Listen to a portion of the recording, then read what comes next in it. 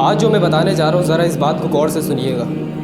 آج جو پیلسٹائن پہ ظلم جو دکھ رہا ہے، جو فلسطین پہ ہمیں ظلم دیکھنے کو مل رہا ہے، یہ کئی سالوں سے چلا آ رہا ہے۔ جو اسرائیل یہودی بار بار ظلم پہ ظلم بڑھاتے چلے جا رہے ہیں، اپنا ظلم کرتے چلے جا رہے ہیں۔ آج اگر حماس نے آواز اٹھائی ہے ظلم کے خلاف تو لوگ اسے ٹیررزم کہا جا رہا ہے۔ لوگ اسے کہہ رہے ہیں ٹیررزم، کہ مسلمان ٹیررزم ہے، یعنی کہ مسلمان ٹیررسٹ ہے، مسلمان آتنک پھیلاتا ہے، مسلمان دنیا میں ہر جگہ بم بلاسٹ کرتا ہے، یہ کرتا ہے وہ کرتا ہے، مسلمانوں کو کسی بھی طریقے سے گندہ کرے۔ سب سے پہلے یہودیوں کی یہ چال ہے، یہ سازش ہے ان کی، جو ان کی کئی صدیوں سے چلی آ رہی ہے۔ اب ان کا کیا ہے مسلمانوں سے، کیوں یہ مسلمانوں سے دشمنی رکھتے ہیں، آخر کیا ہے؟ اگر ہم ان کی بات کریں نا اسرائیلیوں کی، تو اسرائیل ملک جو ہے، آج سے اب کئی سال پہلے چلے جاؤں تو اسرائیل کا تو نام و نشان تک کی نہیں تھا فلسطین میں، کہ اسرائیل تھا بھی کیا نہیں تھا۔ پھر ایک وقت آیا، اگر یہ بات آپ کو اس طرح سمجھانی پڑے گی کہ مثال آپ کو میں واقعہ سناتا ہوں یوسف علیہ السلام کا۔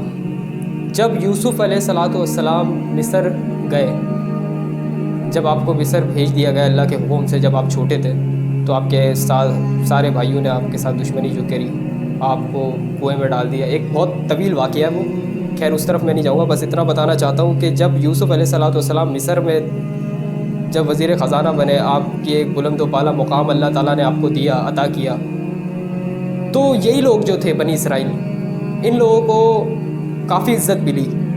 کس کی وجہ سے؟ یوسف علیہ السلام کی وجہ سے ان کو کافی عزت ملی، مگر انہوں نے اس عزت کی قدر نہیں کری۔ بعد میں یوسف علیہ السلام کے جانے کے بعد ان کا دین ایمان سب بگڑ گیا۔ پھر بعد میں موسیٰ علیہ السلام آئے، جب یہ غلام بنے، یوسف علیہ السلام کے جانے کے بعد جب یہ غلام بنے تو ان کی حالت بالکل بدتر ہو گئی تھی۔ فرعون ان پہ ظلم کیا کرتا تھا، کوئی بھی مرد پیدا ہوتا تھا ہر گھر میں تو فرعون اس کو مار دیا کرتا تھا، کسی مرد کی اجازت نہیں تھی۔ پھر اللہ نے موسیٰ علیہ السلام کو بھیجا، پھر فرعون سے ان لوگوں کو، بنی اسرائیل کو آزادی دلوائی۔ کس نے؟ موسیٰ علیہ السلام نے۔ پھر موسیٰ علیہ السلام لے کے گئے، ایک طویل واقعہ یہ بھی کہ آپ لے کے گئے ان کو۔ اچھا یہ کتنے تھے؟ 12 قبیلے تھے، یہ 12 قبیلے۔ جب فرعون سے جب آزادی مل گئی ان کو، فرعون کو اللہ نے غرق کر دیا پانی میں، تو ان کو ایک جگہ پہ، ایک مقام پہ جا کے لے کے گئے، تو یہ 12 قبیلے تھے، اور 12 کے لیے یہ وہاں پہ جا کے اختلاف پیدا کرنے لگ گئے، پانی کی حیثیت کرنے لگ گئے۔ تو موسیٰ علیہ السلام کو حکم ہوا اللہ تعالیٰ کی طرف سے کہ اے موسیٰ اپنی لاٹھی مارو پتھر پہ۔ جب آپ نے اپنی لاٹھی ماری پتھر پہ، آپ نے اپنا عصا استعمال کیا، تو اس سے اللہ نے 12 چشمے پیدا کر دیے۔ اچھا ایک چشمہ بھی تو بہت ہو سکتا تھا، 12 چشمے کیوں پیدا کیے اللہ نے؟ ایک چشمہ بہت تھا کہ اس سے اللہ کے لیے کوئی مشکل ہے؟ نہیں، دراصل ان 12 قبیلوں میں اختلاف تھا، انتہائی حد تک کے اختلاف تھا کہ ایک دوسرے کو پسند بھی نہیں کرتے تھے، ایک دوسرے کو دیکھنا بھی پسند نہیں کرتے تھے، اتنی نفرت کرتے تھے ایک دوسرے سے۔ 12 قبیلے کون کون سے تھے؟ یوسف علیہ السلام، ایک یوسف علیہ السلام ہو گئے، اور ان کے ایک ہو گئے بھائی بنیامین، اور باقی 10 بھائی الگ، کیونکہ یہ یوسف علیہ السلام اور بنیامین یہ ایک ماں سے تھے، اور باقی 10 بھائی الگ ماؤں سے تھے۔ خیر ان پہ جب 12 چشمے اللہ نے جاری کر دیے، تو ایک دوسرے کو ہر ایک کو ایک چشمہ مل گیا، 12 قبیلوں میں بڑھ گیا یہ۔ خیر ایک یہ واقعہ مختصر، یہ لمبا ہو جائے گا۔ خیر اب ٹاپک پہ آتے ہیں جو اسرائیلیوں پر ہے۔ تو بات اب رہی کرنٹ ٹاپک کی، تو آج دیکھا جا رہا ہے، جو میں نے ابھی ذکر کیا کہ کئی سالوں تک پہلے اسرائیل کا جو ذکر نہیں تھا، وہ ان 12 قبیلوں سے تعلق رکھتا ہے۔ کس طرح تعلق رکھتا ہے؟ وہ اس طرح تعلق رکھتا ہے کہ انہوں نے بعد میں فلسطین میں جو 10 قبیلے، انہوں نے ان قبیلوں کو ڈھونڈا، پھر انہوں نے اسرائیل اسٹیٹس بنائی اور سب لوگوں کو ایکجٹ کیا، اور ایک اسرائیل اسٹیٹس ایک کنٹری بن گیا۔ انہوں نے ایک قدم تو اپنا رکھ چکے ہیں۔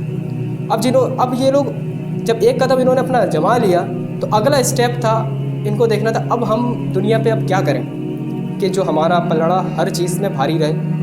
انہوں نے سب سے پہلے اپنے ان کے ہتھیار دیکھ لو، ان کے اوزار استعمال دیکھ لو، ان کی ٹیکنالوجیز دیکھ لو، ایڈوانس سے ایڈوانس چیزیں ان کے پاس ہے، کمپیوٹرس ہو گئے، سافٹ ویئرس ہو گئے، ایوری تھنگ، جو چیز ہو سکی نا ان سے، مارکیٹنگ سے لے ہر چیز تک انہوں نے اپنا روب رکھا.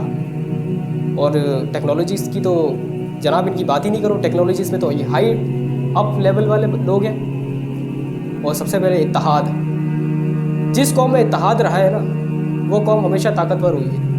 سب سے پہلی بات ان کی یہ ہے کمال کی کہ اپنے یہ نوجوانوں کو، اپنے کم عمر کے لڑکوں کو نا یہ مارشل آرٹس میں زیادہ توجہ دلواتے ہیں، یعنی کہ لڑنے کا ہنر سکھاتے ہیں، جو کہ ہمارے پاکستانی کنٹری کے اندر نوجوانوں کو سیکھنے کا کوئی شوق ہی نہیں.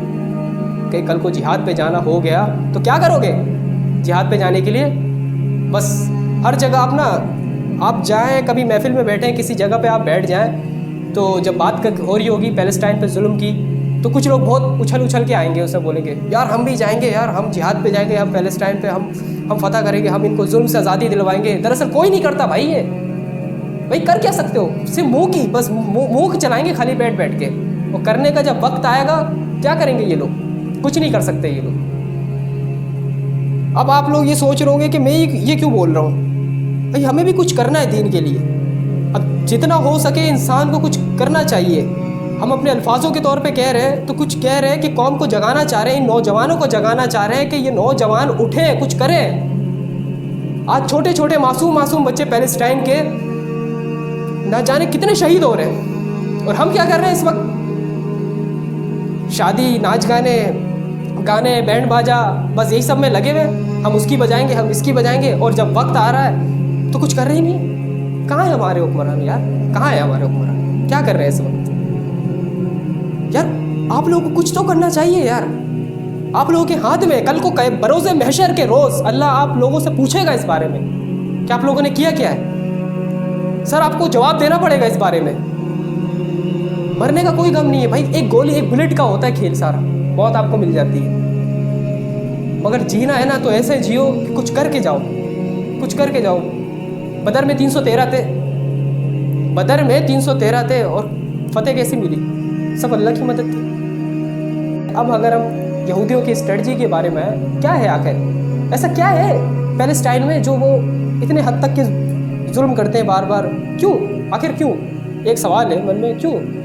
دراصل وہ اس لیے کرنا چاہتے ہیں کیونکہ یروشلم کو نا وہ قبضہ نہیں کرنا چاہتے. سر قبضہ نہیں کرنا چاہتے، انہوں نے آلریڈی ایسے ہی قبضہ کیا ہوا، بنا اس پہ ہاتھ رکھے ہوئے انہوں نے قبضہ کیا ہوا. دراصل اس کو وہ ڈھا دینا چاہتے ہیں، اس کو گرا دینا چاہتے ہیں. مسجد الاقصی کو گرا کے وہاں پہ ہیکل سلیمانیہ بنانا چاہتے ہیں. وہاں پہ ہیکل میں سلیمانیہ بنانے سے پہلے ان کا ایک کام باقی ہے. وہ کام کیا ہے؟ وہ کام یہ ہے کہ ان کا یہ ماننا ہے یہودیوں کا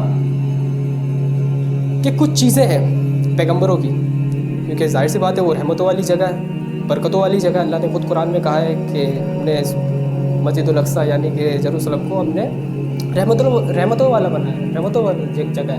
تو اس میں آخر کیا ہے ایسا؟ دراصل وہ کن چیزوں کے پیچھے پڑے ہوئے؟ وہ پڑے ہوئے ہیں موسیٰ علیہ السلام کا صندوق. وہ صندوق کہاں ہے آخر؟ اور موسیٰ علیہ السلام کی عصا، وہ عصا کدھر ہے؟ وہ لاٹھی کدھر ہے موسیٰ علیہ السلام کی؟ ایک تو اس چیز کے پیچھے پڑے ہوئے یہ، ان کو وہ چاہیے، عصا چاہیے ان کا. اور دوسری سب سے بڑی چیز سلیمان علیہ السلام کا تخت، وہ تخت کدھر ہے؟ یہ ہیکل سلیمانیہ بنا کے وہاں پہ تخت رکھنا چاہ رہے ہیں، اس پہ اسٹار آف ڈیوڈ لگانا چاہ رہے ہیں تاکہ ان کے مسیح کا آنے کا پاسبلٹیز جلد سے جلد بڑھ جائے، جلد سے جلد وہ حاضر ہو، جلد سے جلد. یہ ہیکل سلیمانیہ بنانے کا یہ مقصد ہے. اب یہ بنا کے اب یہ کہتے ہیں کہ ہیکل سلیمانیہ جب ہم بنا لیں گے تو ہمارے مسیح کا آنا بہت ہی آسان ہو جائے گا. مسیح کون ہے؟ یہ مسیح وہ ہے جسے اللہ کے رسول نے کئی دفعہ ڈرایا ہے، وہ بار بار ڈرایا ہے. یہ وہ ہے مسیح الدجال، سب سے بڑا دجال، جو 30واں دجال ہوگا جو پیدا ہوگا وہ آئے گا. یہ وہ دجال ہے.